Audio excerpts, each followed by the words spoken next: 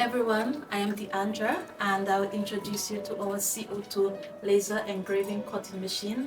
This is size 400 by 600 millimeter.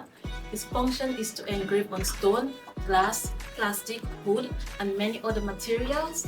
It is mainly used in the tombstone industry, advertisement and decorative industry.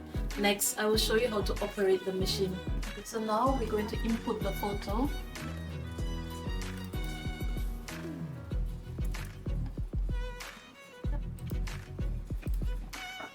First, we turn on the machine and then we put our wood.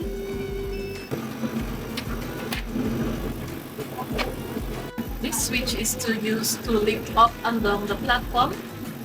So I will lift up the platform.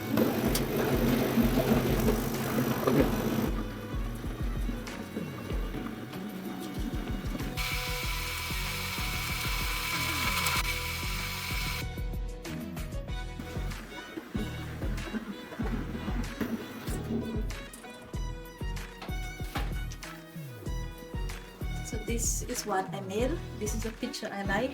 Do you like it? You can write a comment and tell me if you like it or not. And what picture would you engrave? Write a comment and tell me which picture that you would want to engrave. Okay, see you next time.